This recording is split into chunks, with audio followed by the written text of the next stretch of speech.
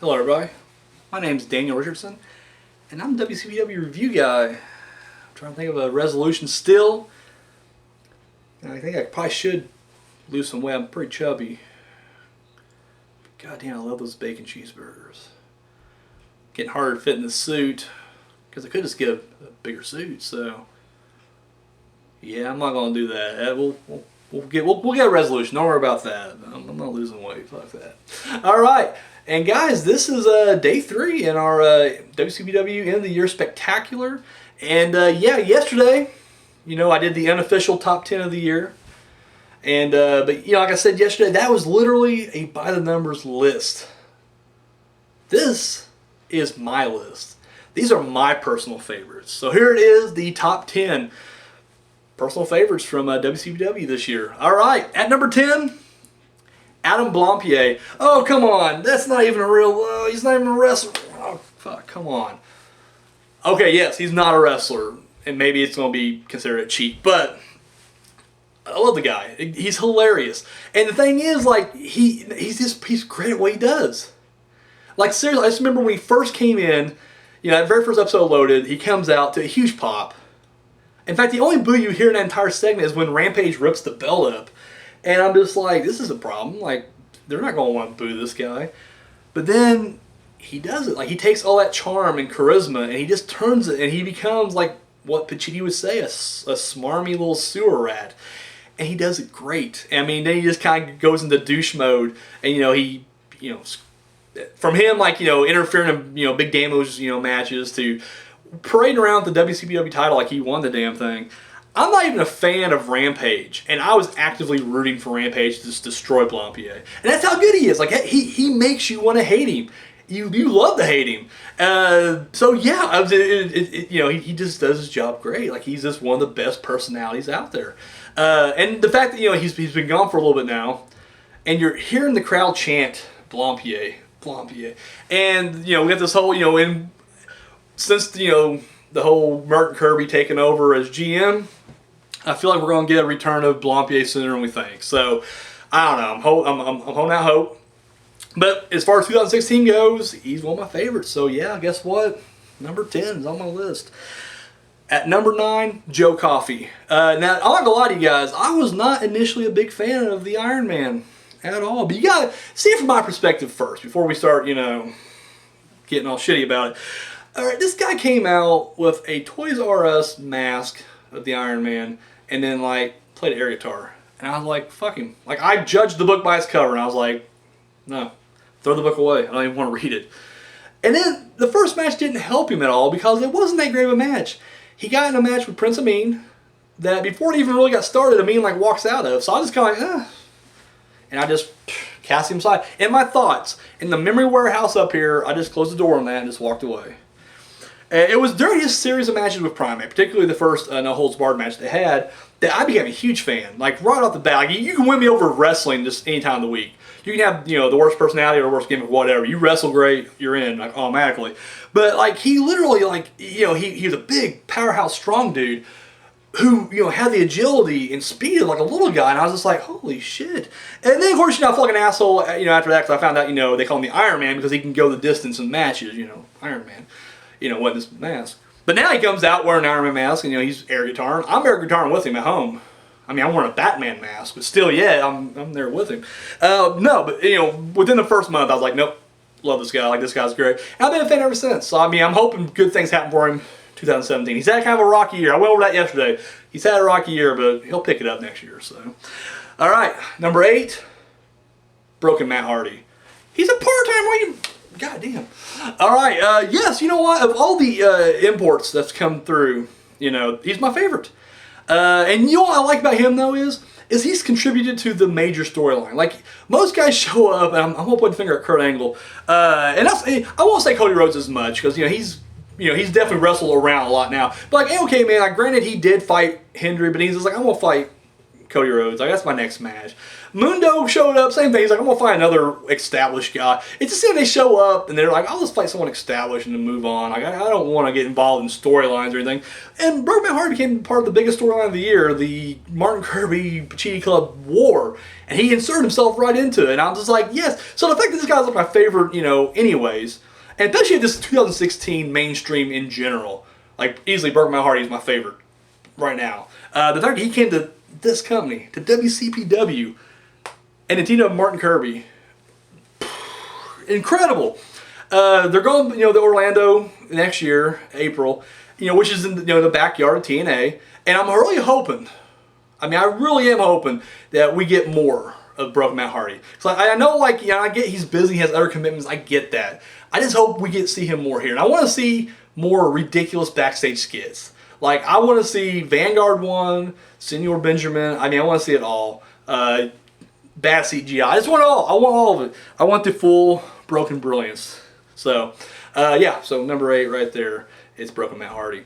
Number 7, B. Priestley. I love her. I'm not going to lie. I think the only reason we're not really romantically connected right now is I don't want to get my ass beat by the Swords of Essex or get a cushion in the back from Will Ospreay. Plus, my girlfriend will probably kill me too. So it has to remain professional. B. I'm sorry. But all jokes aside, I love, you know, her attitude, her just don't give a fuck attitude. I love the punk rock look she has. She's a great wrestler, and I love the thing she does with her bubblegum. Like I said, I think only me and Alex Shane are the only two on that bandwagon, and I'm okay with that. That's great. Easily the shiniest jewel in the crown that is the women's division. Now, once again, I know it may not be the most popular event. I want to see more out of this. But I really think that you got to have B, and even Nixon to a certain extent, be the ones to lead this. So I'm hoping 2017 we get more, but I think she needs to be one in the driver's seat now. Take the title, bring in some baby faces, and just let her mow through them. B. Priestley. Love her. That's it. That's it. Only female to make my list, and she deserves it. And kind of high. She's number 7. So. Number 6, El Ligero. This guy just incapable of having a bad match. Go back through the archives. Show me a bad El Ligero match. You can't do it.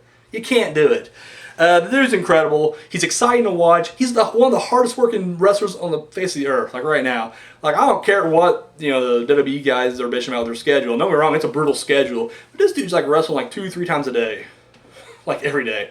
Like, it's insane. Like, it literally is. Like, this guy is just, he's a machine. And yeah, once again, I just always liked the guy, and I'm really hoping, you know, he had a hell of an internet title run. I'm hoping that, you know, he will, you know, move up to a WCW title run as well, or at least become a serious contender for it. I mean, if you don't give him the title right off the bat, that's fine, but let him actually compete for the damn thing. Work his way up to it, you know. So, yeah, El Ligero. Can't say enough about the guy. Love the guy. Where are we at now? We on 5? Primate. Primate frightens me. I'll be honest with you. Like, seriously. It's like 28 days later with that guy. Like, I couldn't imagine this guy chasing me. Like, I'm chunky. Like, I would literally just, like, I'd gas out and then, like, just collapse, and then he would just eat me alive. It's insane. I would much rather, like, pick a fight with Drew Galloway than have to stay in a room with Primate. And I don't get it twisted. I don't think I would even win in the fight at all. Like, I don't think that at all. Like, I'd be like, hey, Drew, and he'd just punch me in the face, and I go down crying, because I cry. So I'd be in a ball crying. And knowing that's my fate, I would still much rather pick the fight with Drew Galloway than being in a room with Primate. Let's not forget, he murdered 2 guys. Like, that happened. They were tied to a chair, and he fucking murdered them. And Drake, if you're watching this, you're an accessory to murder. You lured him in. You got him in there. I don't know what happened. I want to see that deleted scene where you actually got these 2 guys. I don't know how you got them in there, but you drugged them and you tied them up, and then they woke up and knew they were frightened, and then Primate killed them. So, the Primate's great. Thing is, like, and he's not like a super huge guy, but dude, he's just so intense and animal-like. And he never looks weak. Like, even in defeat, he does not look weak. His entire run against Joe Coffey, dude, he didn't win a match. And guess what? He did not look weak after that thing at all. Like, he looked still strong as shit. It made Coffey look even stronger. But dude, like, Primate just came out like, yeah, fucking Primate. He continued, you know, chasing around, Jack Jobber around the streets, you know, and destroying jobbers 3-4 at a time. And now he's in a series with Rampage. just lost the previous match, no holds barred match. He lost it, and still looks strong. Like I don't think he looks even weaker from that thing. Jesus Christ, Primate, great, and he's the guy. I don't really think he would need a title. Like, you know, because that's the old saying, like, you know, you don't need a title to get up. I don't think he needs a title. I mean, seriously, just have him keep crushing people. And I'm happy. I'm happy with that right there. I'm still waiting on the Simon Miller Primate match. That was not resolved. Miller, you're training. Call him out. I want to see this match. I mean, he'll kill you in like 30 seconds. And I don't wish that upon you, but still, yeah, I want to see some closure here. And it's Primate. Primate, my number 5. Number 4, Martin Kirby. Oh, I love Martin. And another one. He's another one like Joe Coffey.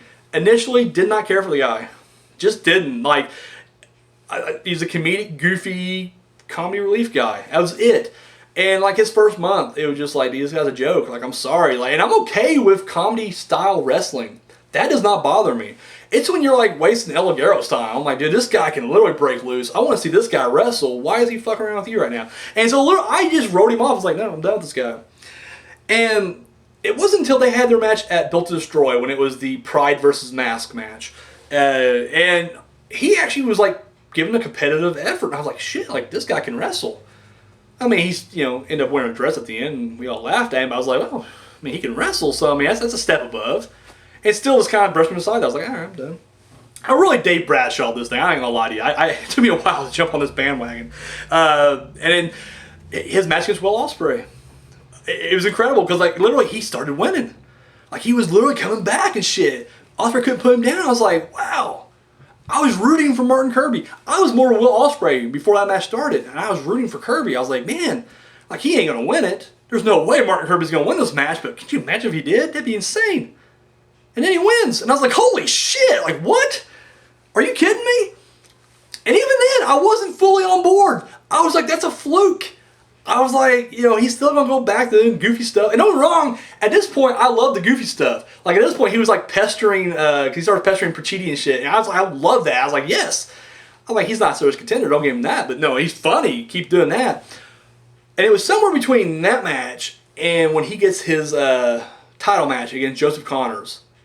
And those wins kept building up. I couldn't ignore him anymore. I was like, dude, I'm full-fledged curb crawler now. Love this guy. And the fact that, like, he is so small, it comes off very inspirational. Like, you can't help but root for the guy now. Like, when he's in the ring with Bully Ray recently, I was like, shit, dude, like, I didn't know how small this guy was. He's an underdog. But I was like, yes, you know, Kirby, power to the glow sticks. Let's do this. You got it. Curb crawlers unite. We're behind you. And, dude, he can't stop the guy. Too much heart. Too much heart. Kept getting beat down. Kept getting back up in his face. And he's great. And dude, we all cheered at home when he hit the Sable Bomb for the first time. We're still waiting for the Zoidberg elbow drop. I can't wait. I'll cheer. And dude, now he's a general manager. And dude, these skits he's been doing are freaking hilarious. Freaking hilarious. Watch the full version on What Culture Extra. But they're coming out weekly right now, or daily, and it's just been gold. It's been gold. So, Martin Kirby, my number 4. Number 3, Prospect. And you know what? We're going to lump all 3 of them in here. Lucas Archer, Alex Gracie, Drake. Lump them all, Prospect. Now, I realize right now, I just did this whole, like, I didn't like the comedy stuff. When they started out, they weren't really comedy. When they started out, they were like a force to be reckoned with. I mentioned this yesterday when I talked about Prospect. Like, seriously. Took out Connors and Hendry. One night. They win. Drake lays out Jay Lethal. At that time was the current Ring of Honor champion.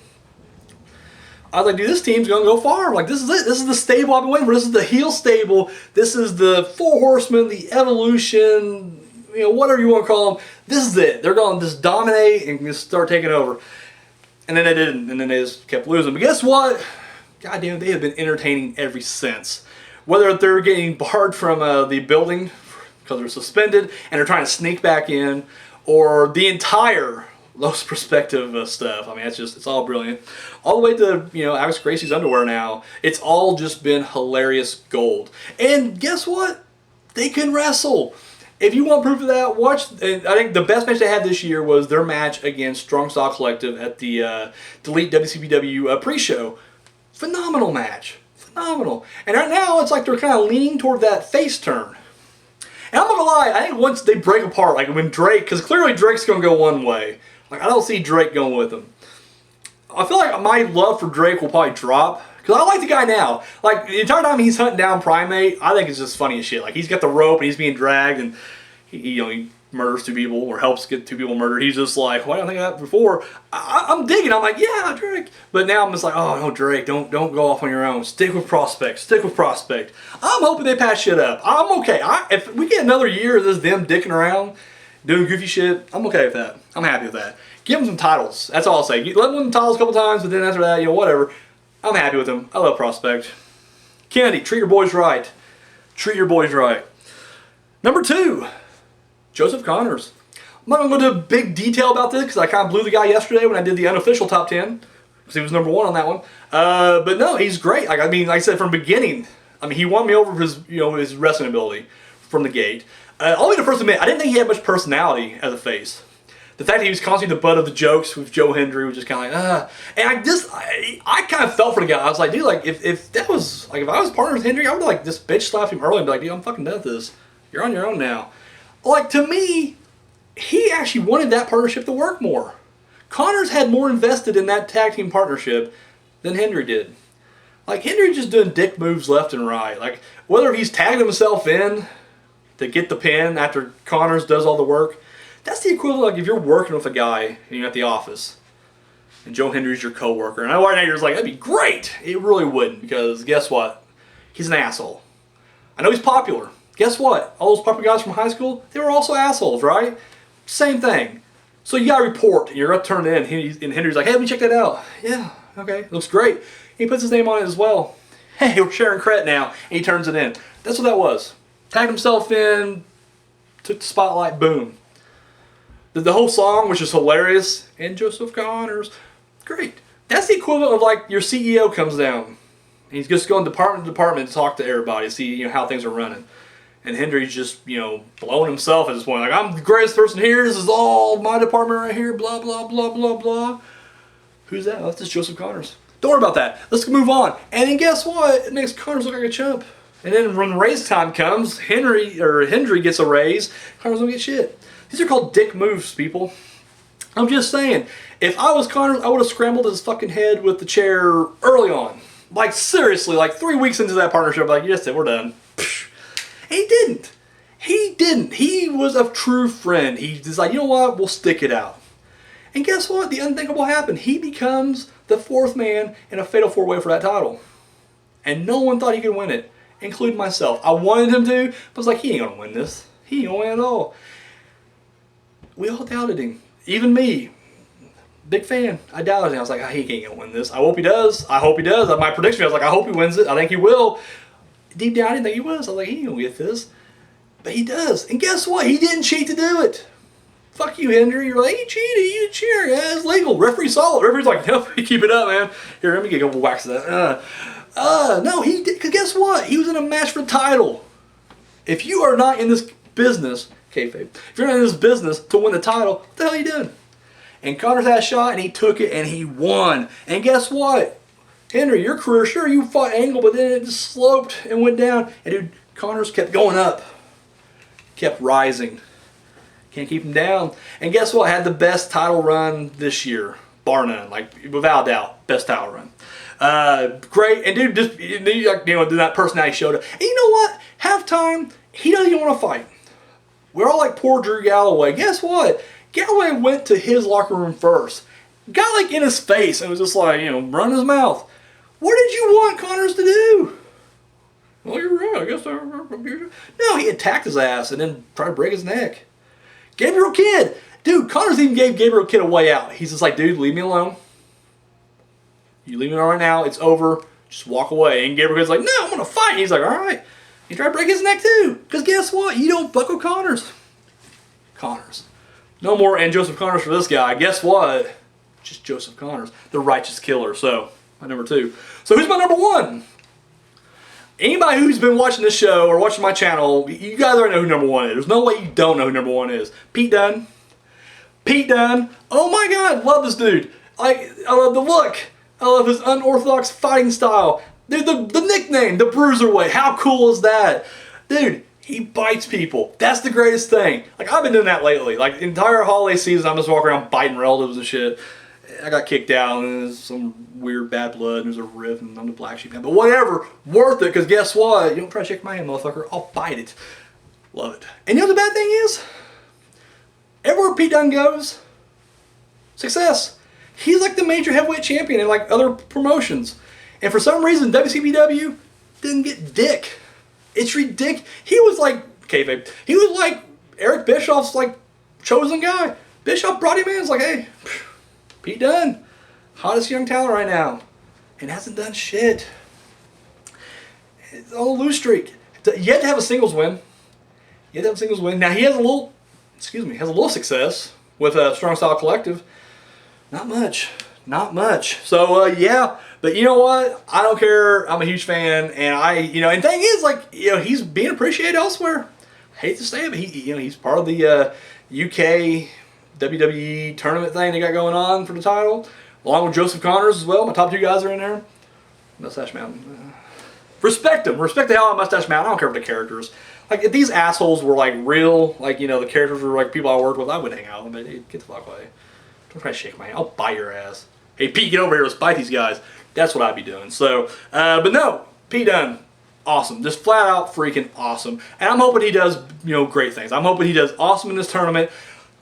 I hope he doesn't get signed. Now, that sounds awful because it's a lot of money. I get that. Selfishly, I don't want him to get signed. I just want him to like use this as a springboard to now come back to WCPW and just start dominating. It's just me. But either way, yeah, Pete Dunn. Bam, my number 1. So there you have it, guys. There is my unofficial, officially, there is my favorite top 10 of WCPW in the year 2016. So boom, there you go. So guys, tune in tomorrow. What are we doing tomorrow? My top 10 favorite matches in WCPW from the year 2016 tomorrow. So yes, guys, share and subscribe if you haven't already. Show this. Oh, I can't hold back. Hey! Whoa! This isn't what it looks like. Oh, don't walk away, Matt. Come on! Be back. Attached to my hand. Yeah, follow me over on Facebook and Twitter. Links are always down below. And yeah, that's all I got. Guys, thank you for watching. Till tomorrow.